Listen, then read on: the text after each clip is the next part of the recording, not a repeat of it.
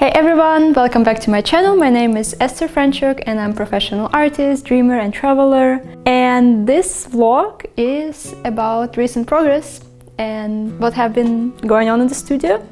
5 new paintings are finished and released, so I'm gonna show you guys all of them, frame and on the wall, and yeah, just gonna share their stories a bit. But before we dive into it, make sure to subscribe and hit notification bell so you will not miss any of my new videos.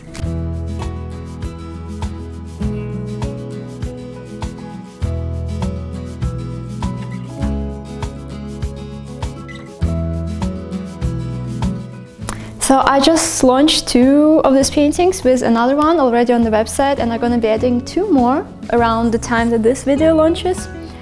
So I'm super excited to see them finished and on the frame. I'm not sure if I showed you finished pieces in previous vlogs, but I think I did, but it was like still on the easel. So now as it's all on the walls and properly framed, and it just has a completely different look, I believe, when the painting is actually in its environment. Yeah, I'm excited to share more about them and their stories. So first of all, this painting right here, called By the Streams. I'm recently writing poetry for my pieces, and it really helps me to not think last moment about the caption and not stress out about the whole storytelling aspect of the piece. I start really abstract. I don't even know sometimes what color palette I'm going to, or like I'm going with one color palette and end up in a different one. So usually while the piece is emerging, I'm trying to already think of the story and the caption, but it's not always happening, and sometimes it's last moment captions. Lately though, writing my own poetry as I'm starting to paint, just think of the topic, is really helpful because it just supports the whole narrative and it's like poetry plays into the piece, and artwork also like enriches the poetry and complements it. So I feel like it's really beautiful. I'm thinking to do a book eventually, because I wrote like already 20 poems for different pieces, and it's actually way easier than I thought, and I feel like it just makes into a completely different form of art, which is super cool. This painting and poem for me is really symbolical about personal growth, and that's why I call it like By the Streams, because this whole area here reminds me of a tree, and it's just really powerful example and symbol, like how the small seed becomes a tree, and then it's like something that is like buried in the ground and so small, feels like insignificant, but then it has this like power to rise and like make into a huge tree that gives like shelter to birds and stands there for generations and gives shade and comfort and beauty, and it's just so much of what the tree could be in this potential of a small seed. So in the poem, like one of the lines of the poem is like, plant me as a seed and watch me grow. And it's like I was kind of just playing with elements, and I had some birds also come in there, and then I didn't even know that like it's gonna become a tree. But then when I was writing poem about like birds finding shelter under the tree, I was like, it's interesting that I kind of make it as a tree and I put birds, but then it showed up in poem and I didn't connect the pieces at first, but then like all together it was just all making sense. So it's really beautiful how different art forms can complement each other and make something bigger when used together. So really love it about mixing mediums. This one is really colorful and bright, yet it's pretty fall-y, I would say. I really love fall. I really enjoy rainy weather lately, and a bit more clothing. That is really fun. Love fall outfits. I feel like we sometimes limit the fall colors to just like orange and brown and all of this like leafy colors. I feel like purple is a huge underestimated area of fall home decor, especially purples that are a bit deeper and go into plum. But in general, I feel like purple in many forms also is a really nice fall color that plays an interesting like accent in interior. So a lot of these paintings, they have purple in it, different shades. Yeah, and this piece also had a lot of purple. And this poem was actually my favorite, Closing the Distance. I think I'm posting them on Instagram as well, but if you really want to like read the whole poem and find it easily, the best way to go about it, just go on the website to the product page, because usually product pages, they have poem in the description of each piece. It's a pretty long one, so it's the easier way to find it. The inspiration for this piece was the beauty that comes from darkness and sometimes a bit tight and hard places, and this transformation that is happening. That's why there's a lot of butterflies, more like a mouth type butterflies, and this kind of night lilies and kind of mountainous landscape with the moon. But if you read the poem, you will just get a bit more of a sense of the story of this piece.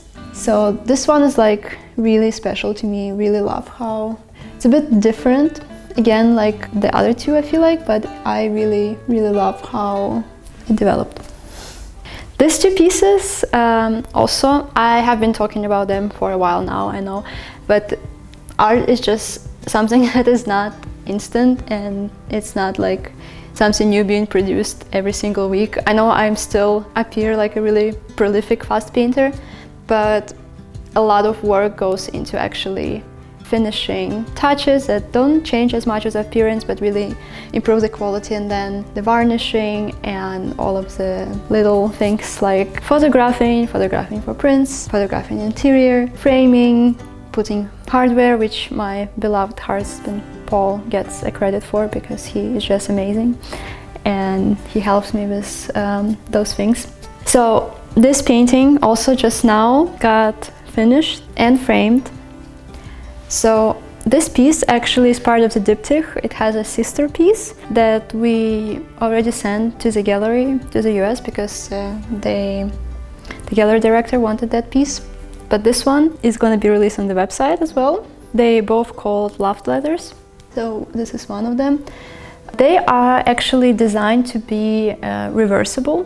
So that's why the signature goes a bit tilted, because my preferred way, how I like this specific piece, is actually vertical, but it also can be horizontal, and the composition works this way.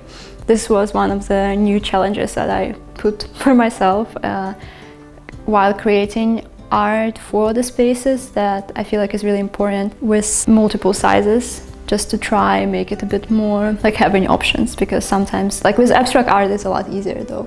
So but you have to think of composition, so that was a challenge. And yeah, I just really love this piece. It's really light, it's really fresh, it gives me a feeling of butterflies while falling in love. That's why it's like has a really soft, soothing color palette, and it's called Love Letters. And this piece also took quite some time in the work, even though it's a smaller piece, but it was more detailed. So finally I can remember the name of that plant, which is Banksia. And this is inspired by our recent trip to Australia. I just really love that plant. We saw it everywhere on all of our hikes, everywhere we went. I sketched it a bit, so then I wanted to put it in a painting, and I also wrote a poem about it. And basically it's the piece that reminds me of the beauty of simple things, because this is just a really typical plant over there, but it just makes me so happy. And I love how like encountering it throughout our trip on the hike and just on the walk next to the beaches. It was just, I call it a corn tree. Just I don't know, it makes me laugh, and I really loved it. And it's just a really simple thing in the nature that I felt like brought so much joy into my life. So it became a symbol for just simple things in everyday life, ordinary things that create this overall sense of fulfillment and happiness in our life. And this painting, I already talked a lot in the previous video. It was on the easel though, it wasn't on the wall, so I'm just showing it again because it also has been released just recently. And this one actually has a lot more of this deep plum colors that I was talking just now, that they are really fall colors for me, and they fit into interior, and they give this warmth but also like cool and warm effect kind of in the interior. And I feel like it's just really cool, and it works good with yellow and brown and gold and silver elements in the decor and furniture. So I feel like really interesting twist on home decor in this season. And I just love this piece. It's kind of some universe happening there, and it's called Beautiful Mystery. And it also has a poem on the website. If you like the painting, check it out. Let me know what you think about this story. And last but not least, the strugglesome baby. The painting that took the most time and effort and energy, and I was just wrestling with it a lot, and I repainted it 12,000 times. We had a moment. We had a moment where I didn't know if I want to paint on it anymore, but now I really love that I pushed through, and I like how it's turned out.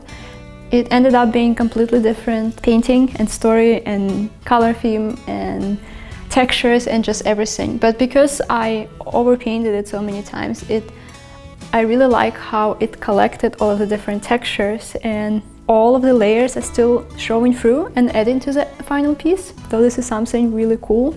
So don't be afraid. If you're also a painter, like, don't afraid to repaint things. Just make sure you keep in the technology proper. You only overpaint with oil if you already worked in oil.